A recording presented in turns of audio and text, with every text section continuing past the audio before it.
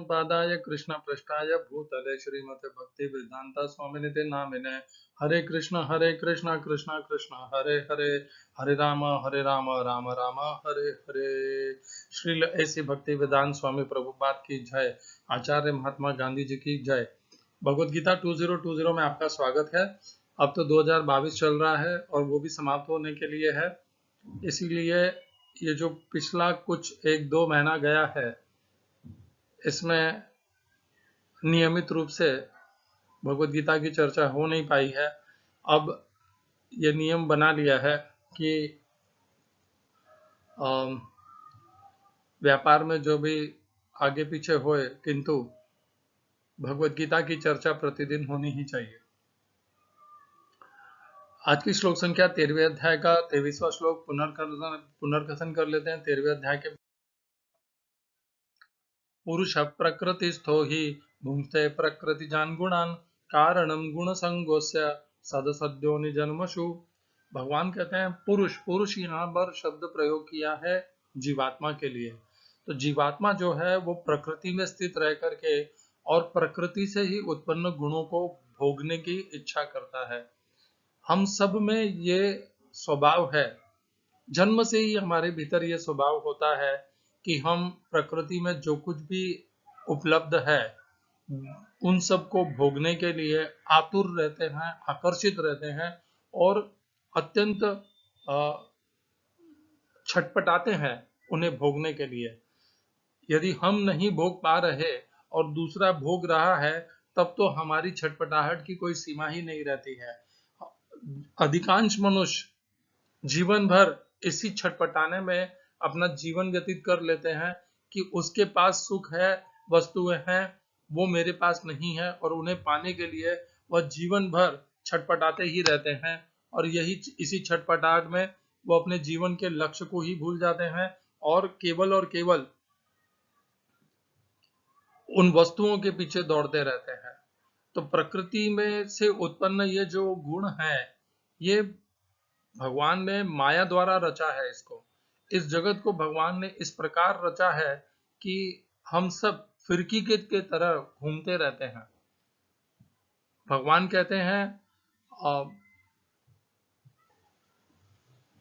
कहते हैं मया दक्षिण प्रकृति ही सूयते स चराचरम हेतु नानेन कौन्तेय जगत भी परिवर्तते।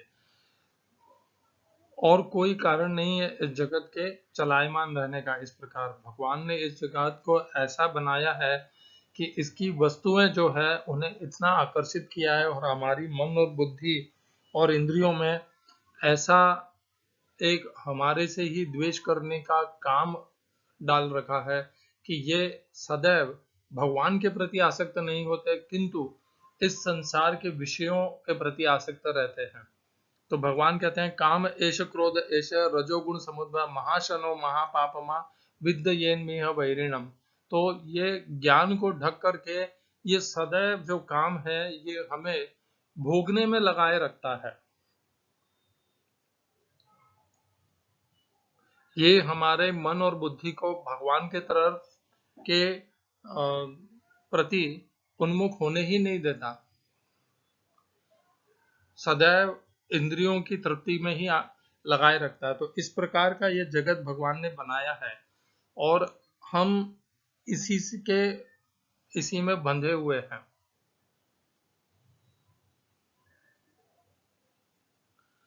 बुद्धिमान मनुष्य वह है जिसे भगवान की कृपा से कोई साधु सद्गुरु मिल जाता है, सही मार्ग मिल जाता है और वह इन इंद्रियों और विषयों के संबंध से अपने आप को छुड़ाने के लिए प्रयत्न करता है और छुड़ा करके अपने आप को केवल और केवल भगवान की भक्ति में लगा लेता है। वो तो उसका तो कल्याण हो जाता है और बाकी इसी प्रकार प्रकृति के इन गुणों को भोगने में लगे रहते हैं। वह भले अलेक्जेंडर हो या अकबर हो या एंथोनी हो, सब इसी में लगे हुए हैं। 1000 साल पहले भी ऐसे ही लगे हुए थे, 100 साल पहले भी ऐसे ही लगे हुए थे, 1 साल पहले भी ऐसे ही लगे हुए, आए चले गए, बस इसी प्रकार इसी में लगे रह गए। किंतु जो महात्मा जन आए, उन्होंने इस बात को समझ लिया कि ये प्रकृति से उत्पन्न जो गुण है, ये हमें आकर्षित कर रहे हैं भोगने के लिए, किंतु इनमें हमें अपना समय और जीवन व्यर्थ नहीं गंवाना चाहिए। और उन्होंने अपना समय और जीवन विषयों और इंद्रियों को संतुष्ट करने में नहीं लगाया, विषयों के द्वारा इंद्रियों को संतुष्ट करने में। उन्होंने अपना जीवन, अपनी शक्ति, ऊर्जा, मन, बुद्धि वहां से पूर्णतया हटा करके भगवान में समस्त भूत प्राणियों की सेवा में लगा दी। इस प्रकार करने से वे विषयों का और इंद्रियों का जो संबंध है, जो राग द्वेष है, उसको पार कर गए और पूर्णतया भगवान में स्थिर हो गए। तो जब तक पुरुष जो जीवात्मा है इस प्रकार भोगने में, विषयों को, वस्तुओं को पाने में, एकत्रित करने में, उनको संग्रहित करने में लगा रहेगा, तब तक उसका कल्याण नहीं हो पाएगा। और यह एक सामान्य प्रवृत्ति है इस पूरे संसार में। अद्भुत और असामान्य वह व्यक्ति है, वह साधक है जो इसको इस प्रकार जान लेता है और विषयों के प्रति अपने शक्ति को, अपनी ऊर्जा को नहीं लगाता, अपनी शक्ति और ऊर्जा को उन विषयों को बनाने वाला जो भगवान है, अथा तो ब्रह्म जिज्ञासा करके उस भगवान को जानने में लगा देता है। भगवान ने अभी 13वें अध्याय में इसी को ज्ञान कहा है।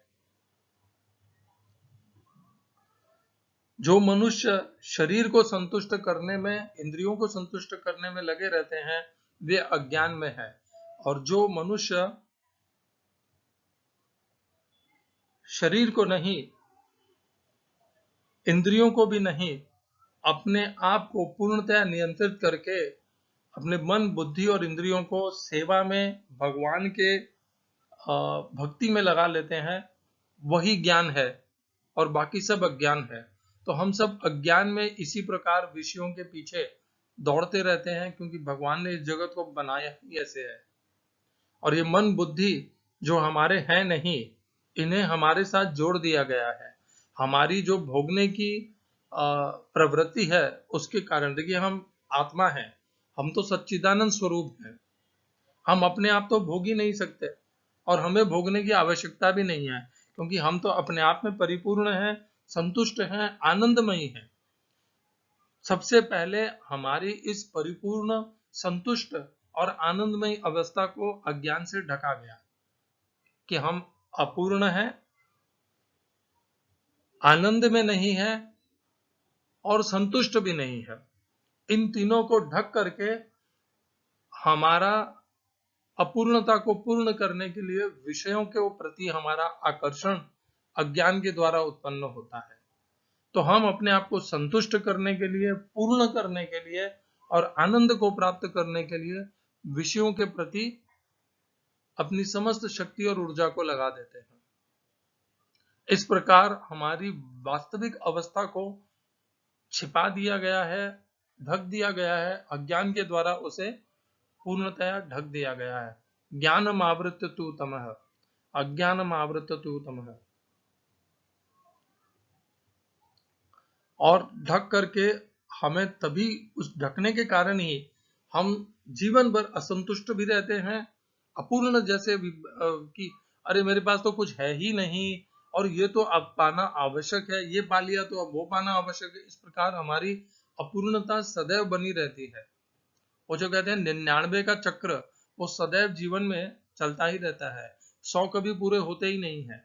जैसे ही हम 99 से 100 के तरफ को प्राप्त करने के जब वहां तक पहुंचते हैं, उतने में हमारा 100 का आंकड़ा और आगे बढ़ जाता है और फिर से हम 99 पे आके खड़े हो जाते हैं और उस एक को प्राप्त करने के लिए पुनः हमारी शक्ति और ऊर्जा को लगा देते हैं। और इसी प्रकार के ये 99 के चक्कर में हम सदैव फंसे रहते हैं और भगवान से विमुख रहते हैं और भगवान के प्रति हमारी कोई श्रद्धा भी नहीं रहती ना समय रहता है और ना हमारे कोई प्रयास रहते हैं। और यही कारण है कि हम बार बार जन्म को प्राप्त करते रहते हैं। क्यों? क्योंकि हमारे में प्रकृति के गुणों को भोगने की इच्छा है, और भगवान दयालु हैं, कृपालु हैं।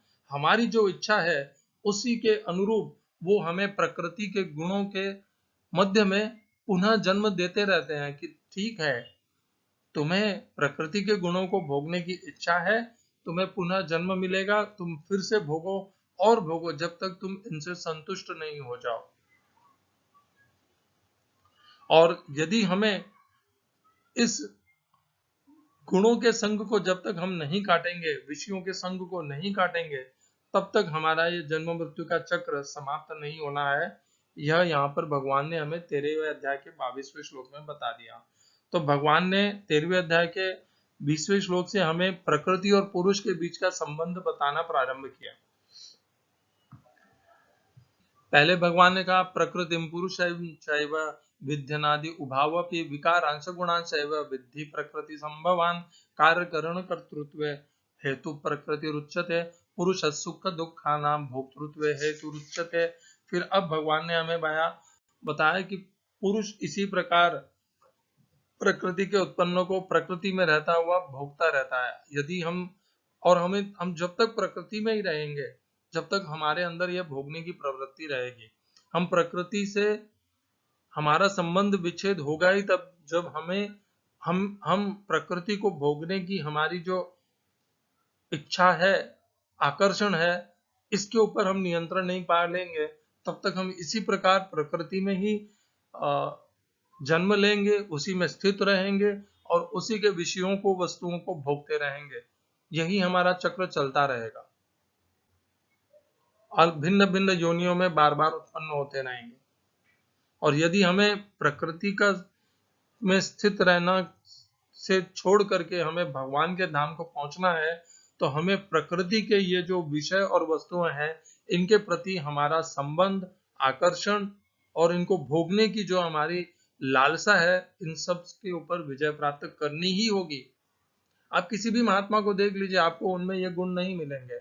श्रील प्रभुपाद हो, महात्मा गांधी हो, स्वामी विवेकानंद हो, आप जिन भी गुरु महात्मा को जानते हैं, आप देखिए उनमें प्रकृति के गुणों को, वस्तुओं को, विषयों को भोगने की लालसा नहीं है।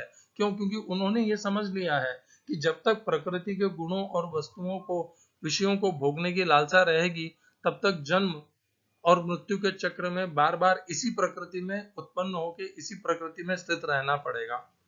तो उन्होंने तो इस बंधन को काट लिया और हमें अपना संग दिया, हमें दिशा दी कि देखो इस प्रकार इस प्रकृति के विषयों और विकारों को, इनके संबंध और आकर्षण को काट करके तभी इस जन्म मृत्यु के चक्र को लांघ सकते हैं।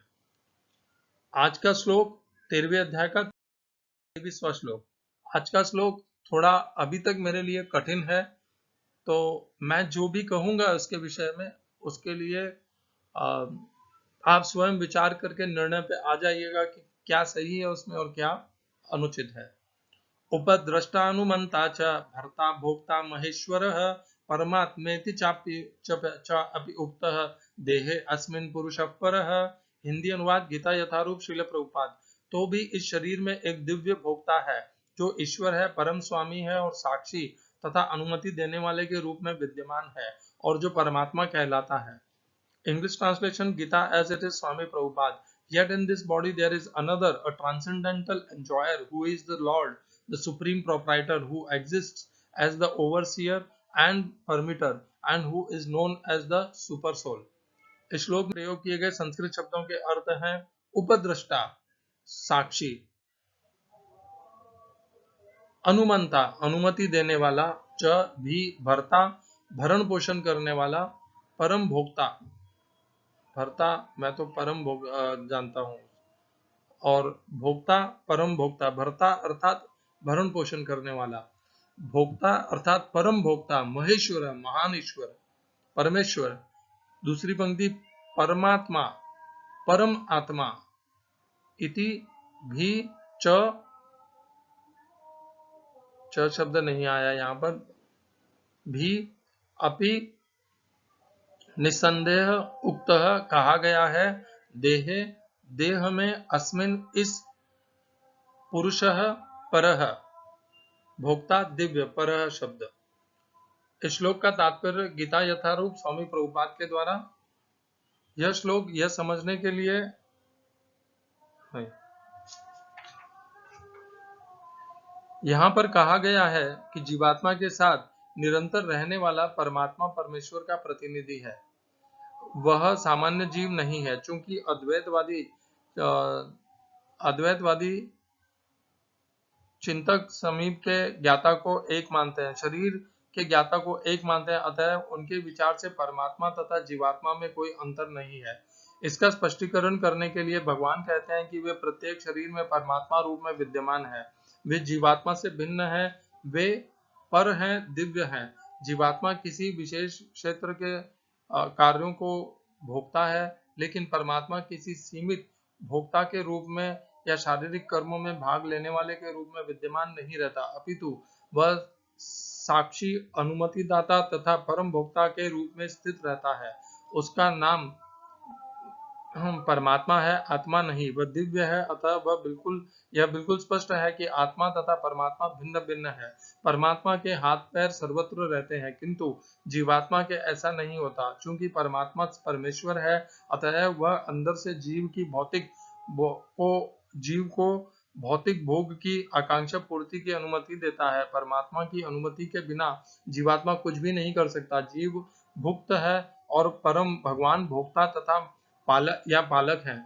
जीव अनंत है और भगवान उन सब में भिन्न रूप में निवास करता है। तथ्य यह है कि प्रत्येक जीव परमेश्वर का नित्य अंश है और दोनों मित्र रूप में घनिष्ठता पूर्वक संबंधित है, लेकिन जीव में परमेश्वर के आदेश को अस्वीकार करने की प्रकृति या प्रभुत्व जताने के उद्देश्य से स्वतंत्रता पूर्वक कर्म करने की प्रवृत्ति पाई जाती है।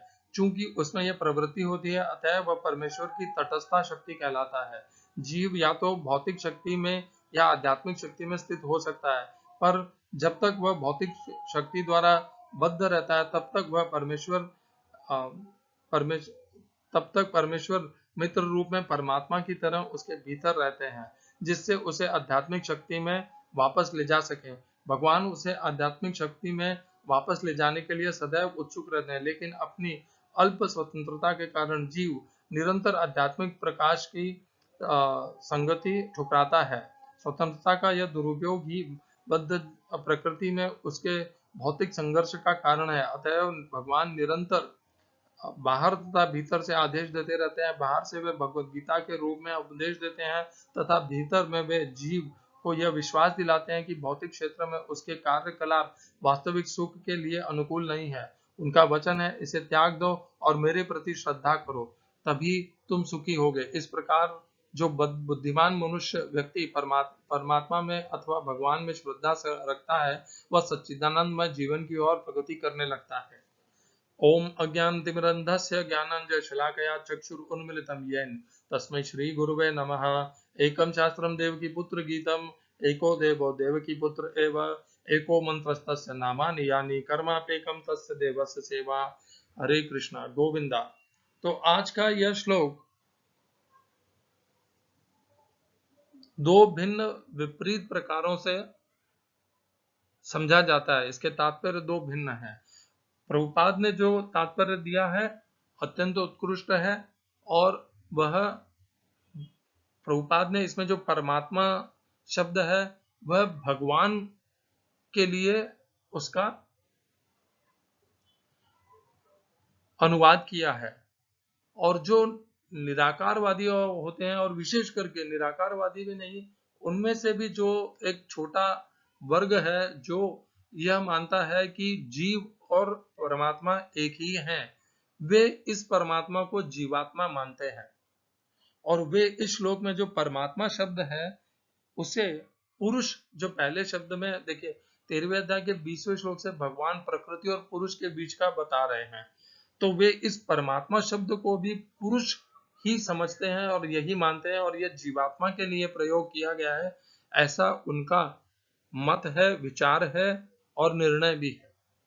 तो जैसे ही परमात्मा शब्द को हम जीव के जैसे अनुवाद करते हैं, जीव के मत से उसे स्वीकार करते हैं, तो इस श्लोक का अर्थ परिवर्तित हो जाता है। कैसे, आप देखिए, हम इस परमात्मा शब्द को पहली बार जीवात्मा के संबंध से इसे समझ करके इस श्लोक को पढ़ते हैं। तो उपद्रष्टा अनुमंता, तो उपद्रष्टा कौन हुआ? वही पुरुष जीवात्मा जो प्रकृति में स्थित होकर के प्रकृति के गुणों को भोग रहा है। तो भगवान जो ये कहते हैं कि परमात्मा शब्द जीवात्मा है, वे कहते हैं कि वह जो जीवात्मा है वह उपद्रष्टा है, वह अनुमंता है अर्थात अनुमति देने वाला है।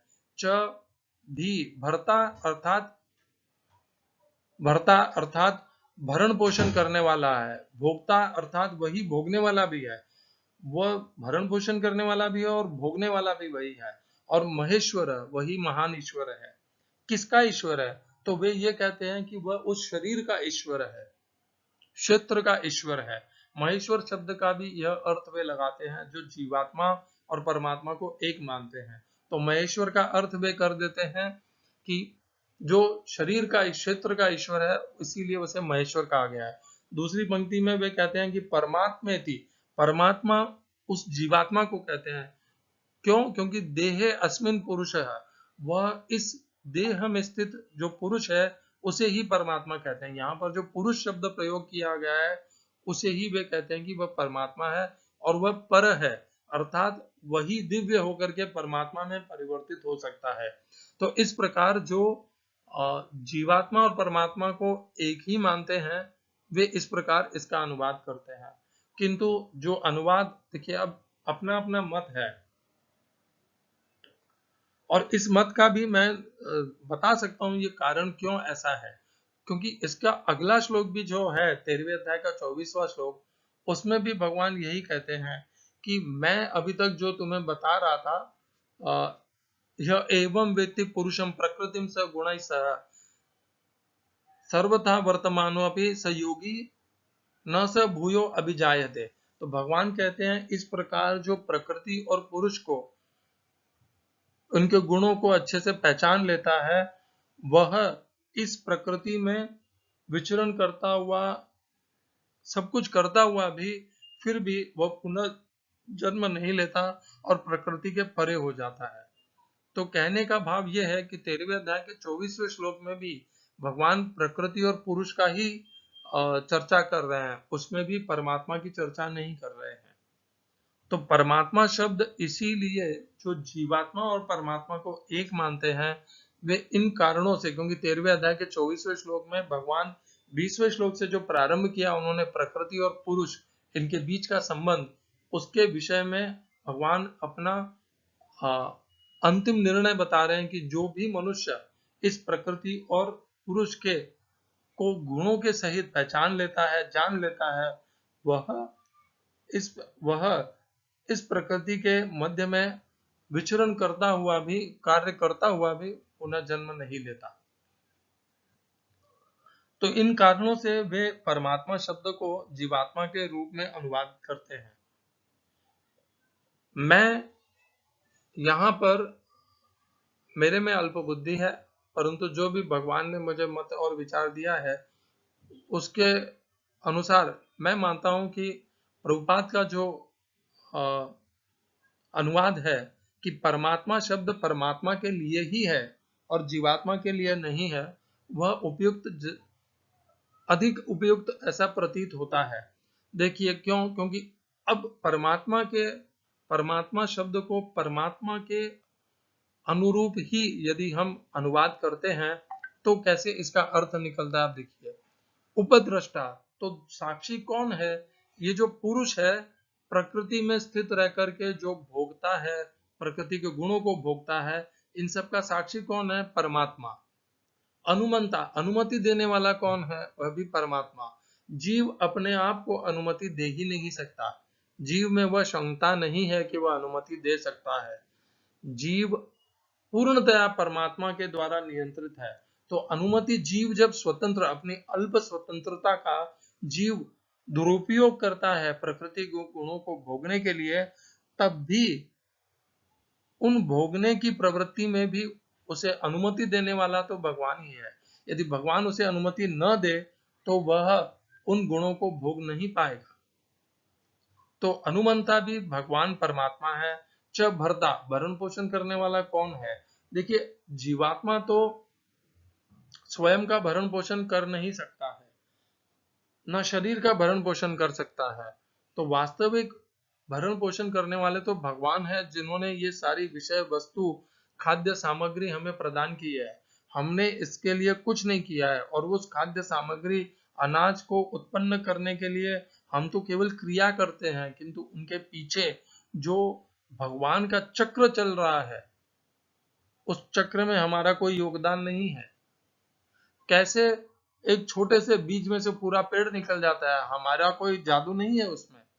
यह भगवान की नियम है, भगवान की शक्ति है कि एक छोटे से बीज में से पूरा पेड़ निकल जाता है। तो ये भरण पोषण करना, यह भी भगवान परमात्मा ही कर सकता है, जीवात्मा नहीं कर सकता। यह भोक्ता, तो भगवान ने पहले ही कहा था कि अहम ही सर्व यज्ञानाम भोक्ता च प्रभुरेव च, कि मैं ही समस्त यज्ञों का भोक्ता हूं। तो इसीलिए भगवान कहते हैं यहाँ पर भी कि मैं ही भोक्ता हूं। तो भोक्ता कौन है, पहले ही भगवान बता चुके हैं। अहम ही सर्व यज्ञानाम भोक्ता च प्रभुरेव च, समस्त यज्ञों का भोक्ता और प्रभु दोनों ही मैं ही हूं। महेश्वर, महेश्वर शब्द परमात्मा भगवान के लिए तो अत्यधिक अनुपम शब्द है, और सीधे सीधे उन्हीं के लिए अनुकूल है। तो महान ईश्वर, इस पुरुष समुदाय का, जीव समुदाय का, भूत प्राणियों का महान ईश्वर तो भगवान ही है, जो एक ही है। एको अस्ति द्वितीयो नास्ति। दूसरी पंक्ति परमात्मा थी, परमात्मा उन्हें कहा जाता ही है। आप देखेंगे भगवत गीता में अन्य श्लोकों में भी परमात्मा शब्द भगवान के लिए ही प्रयोग हुआ है। यह केवल यह एक ही श्लोक है जहां पर ये नहीं कहता मैं कि यह जीवात्मा के लिए प्रयोग किया है, किंतु केवल यहाँ पर ही जो जीवात्मा और परमात्मा को एक मानने वाले हैं, वे यहाँ पर परमात्मा शब्द का उपयोग, अनुवाद जीवात्मा के लिए करते हैं। अन्य स्थानों पर जहां पर परमात्मा शब्द भगवत गीता में प्रयोग किया गया है, वहां पर तो वे भी कहते हैं कि यह परमात्मा परमात्मा के लिए ही है, जीवात्मा के लिए नहीं है। यह अन्य बात है कि वे ये मानते हैं कि जीवात्मा ही परमात्मा में परिवर्तित हो जाता है। च अपि उक्त, कहा जाता है, कौन, किसको कहा जाता है? देहे अस्मिन पुरुष परः, जो परम पुरुष है इस देह में, उसे परमात्मा कहा जाता है। परः शब्द अत्यंत महत्वपूर्ण यह है। यहाँ पर परः ये नहीं कहा भगवान ने कि जो इस देह में पुरुष है उसे परमात्मा कहा जाता है। परः, जो परः इन सब के परे है, उसे परमात्मा कहा जाता है। उस पुरुष को नहीं कहा जाता, उस जीवात्मा को नहीं कहा जाता जीव परमात्मा। उनके जो परे है, देहे अस्मिन पुरुष परः, उससे जो, उस पुरुष से जो परे है, उसे परमात्मा कहा जाता है। तो इस कारण से इस प्रकार दो भिन्न भिन्न अनुवाद होते हुए भी यह बात तो निश्चित है कि भगवान यहाँ पर पर शब्द को प्रयोग करके यह स्पष्ट कर देते हैं कि यहाँ पर जिस पुरुष, जिस परमात्मा का भगवान कह रहे हैं, जिसके लिए, जो महान ईश्वर है, जो सबका परम भोक्ता भी है और जो सबका भरण पोषण करने का सामर्थ्य रखता है, जो सबको अनुमति देता है और जो सबका साक्षी है। जैसे भगवान ने पहले बताया ही है, सर्वतः पाणिपादम तथा सर्वतोषी शिरोमुखम सर्वतः श्रुतिमल्लोके सर्वमावृत्य तिष्ठति, सर्वेन्द्रिय गुणाभासम सर्वेन्द्रिय विवर्जितम असक्तम सर्वभृक्षैव निर्गुणम गुण भोक्तृच। भोक्ता भी बताया भगवान ने अपने आप को। तो इस प्रकार यहाँ पर परमात्मा शब्द जो है वह भगवान के लिए ही। अब हम यह देखेंगे कि और अन्य कहाँ कहाँ पर भगवान ने परमात्मा शब्द का भगवत गीता में प्रयोग किया है, और वहां पर परमात्मा शब्द का अर्थ जीवात्मा है या परमात्मा है। तो हम सबसे पहले इसको जोड़ेंगे 13वें अध्याय की, इसी अध्याय के 32वें श्लोक में। तो भगवान कहते हैं अनआदित्वात् निर्गुणत्वात् परमात्मायम अव्यय शरीरस्थोपि कौन्तेय न करोति न लिप्यते।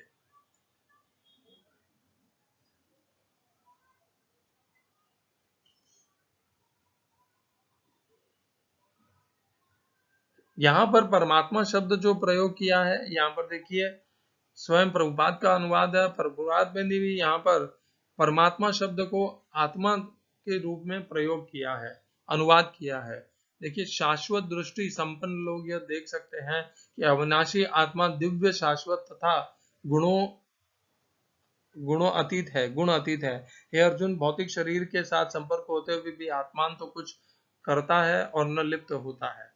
तो इस प्रकार यहाँ पर परमात्मा शब्द का अर्थ प्रभुपाद ने आत्मा जीवात्मा के रूप में किया है।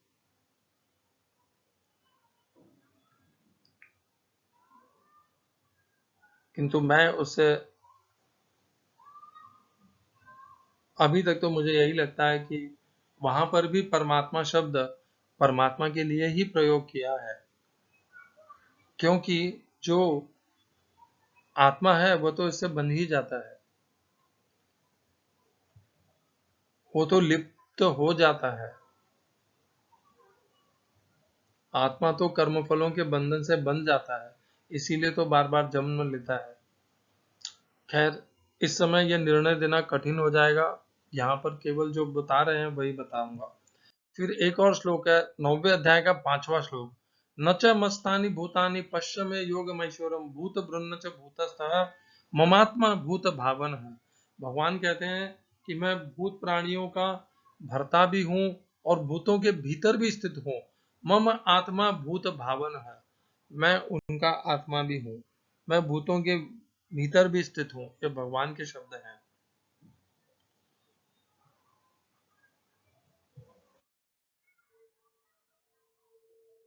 एक और श्लोक को हम जोड़ेंगे, अंतिम श्लोक है ये। उत्तम पुरुषस्तु अन्यः परमात्मेति उदारतः यो लोकत्रयम् आविश्य बिभर्त्य अव्यय ईश्वरः। यहाँ पर भगवान कहते हैं 15वें अध्याय के 17वें श्लोक में कि जो उत्तम पुरुष है, सर्वोत्तम, वह तो अन्य ही है, उसे परमात्मा इसी प्रकार कहा जाता है। परमात्मा इति उदारतः कहा जाता है। वो यो लोकत्रय माविश, वह इन तीनों लोकों में पूर्णतः व्याप्त होकर के स्थित है, और वही भीभर्त्य, वही उनका पालन कर रहा है, भरण पोषण कर रहा है, वही अविनाशी ईश्वर है।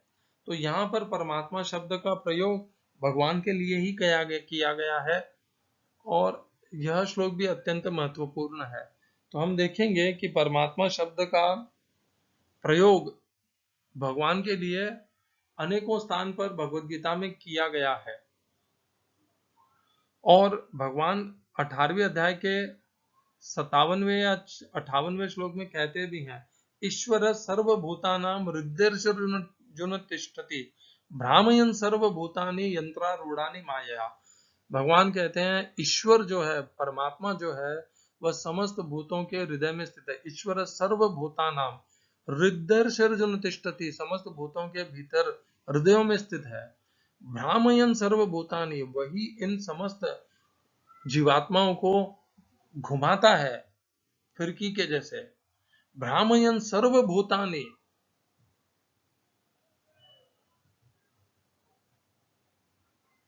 यंत्र के जैसे घुमाता है। यंत्रारूढ़ानि माया, किससे? अपनी माया के द्वारा।